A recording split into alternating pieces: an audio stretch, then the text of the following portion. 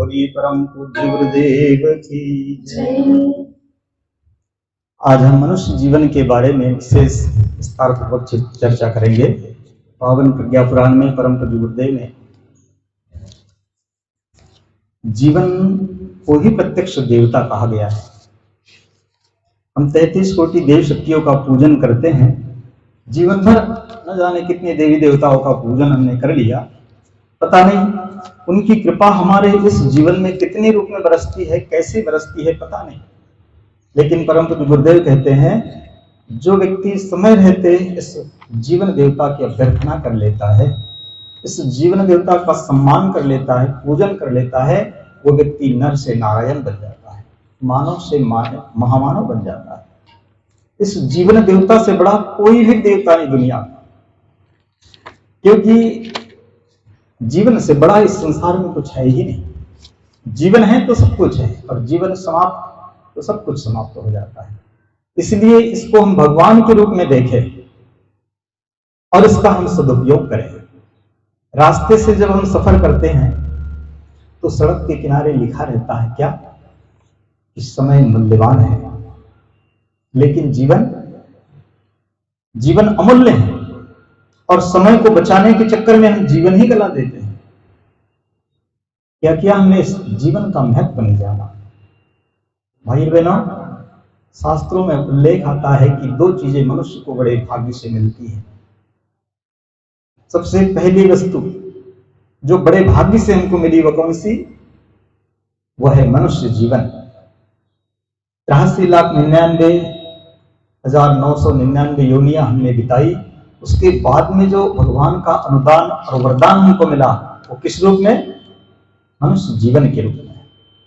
कई जन्मों का पुण्य फलित हुआ, उसके बाद में हमको यह अवसर मिलता है, दोबारा मिलने वाला नहीं।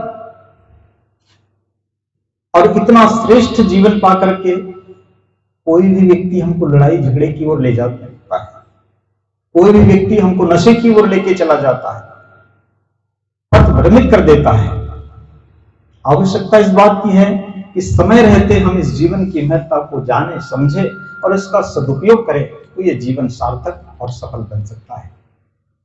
एक महात्मा जी जंगल में तपस्या करते थे, विशाल पत्थर के ऊपर बैठ करके तपस्या करते थे।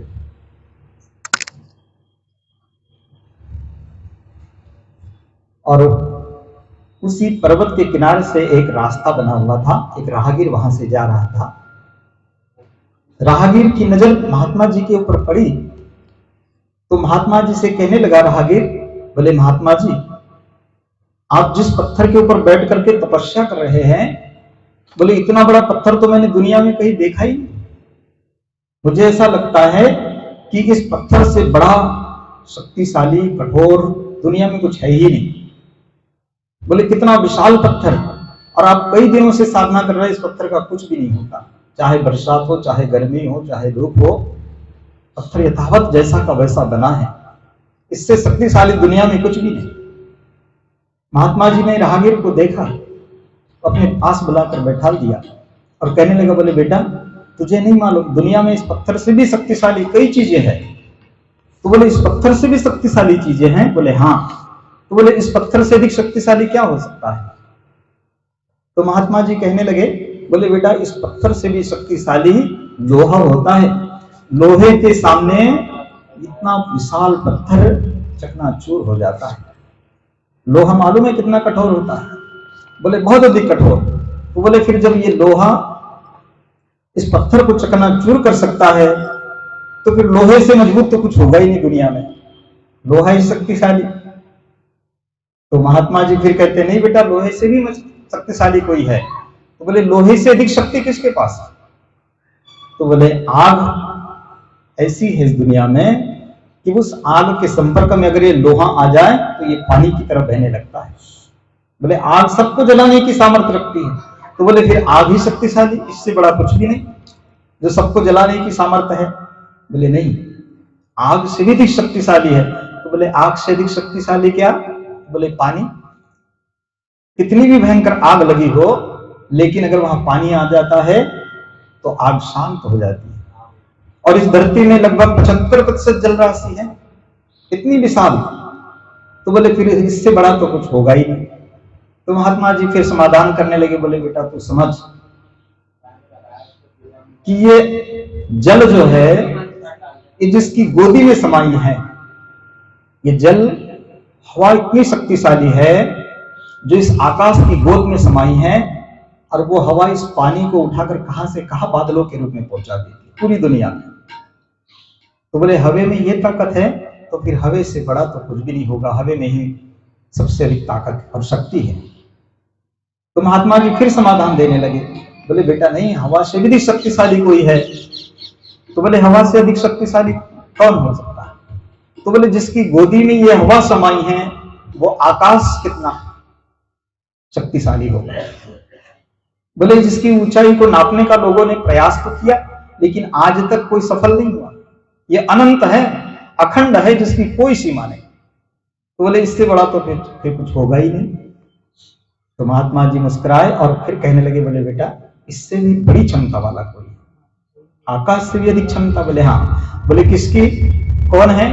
बोले इस धरती का मनुष्य, जिसकी क्षमता कितनी है? आकाश से भी ऊंची। मनुष्य साधारण व्यक्ति नहीं। तो बोले फिर मनुष्य से बड़ा इस संसार में कोई नहीं, मनुष्य ही सब सर्वश्रेष्ठ है। तब महात्मा जी मुस्कुराए और अंतिम जवाब दिया, बोले बेटा ऐसी बात नहीं, इस धरती के मनुष्य से भी बड़ा कोई है।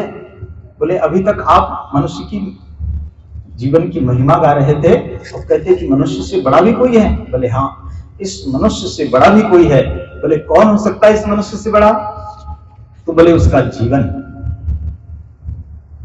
मनुष्य का जीवन है तो मनुष्य है, जीवन समाप्त हो गया तो फिर हम जिसको मनुष्य कहते हैं वो मनुष्य नहीं रह जाता। शरीर से प्राण निकल जाने के बाद में क्या रह जाता है?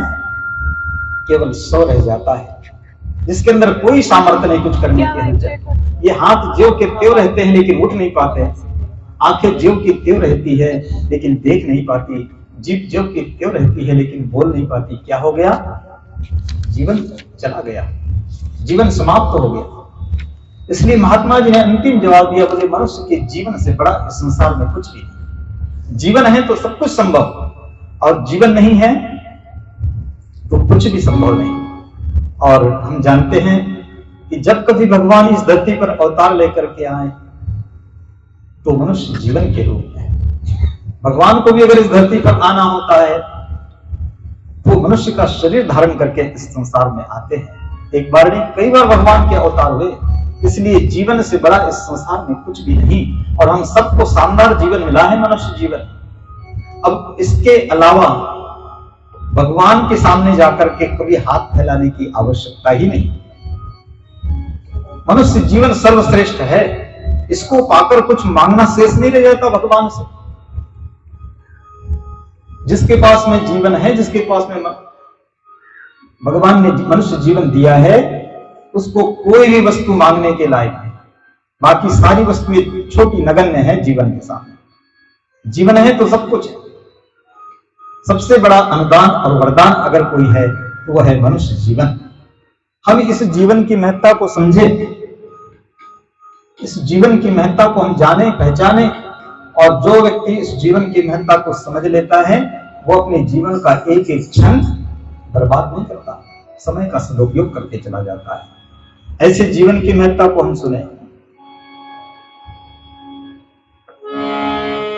जीवन बड़ा महान भाइयों, जीवन बड़ा महान भाइयों, जीवन बड़ा महान। इसका याद में जन्म है राम कृष्ण भगवान। इसका याद में जन्म है राम कृष्ण भगवान। जीवन बड़ा महान भाइयों, जीवन बड़ा महान भाइयों, जीवन बड़ा महान। इसका याद में जन्म है।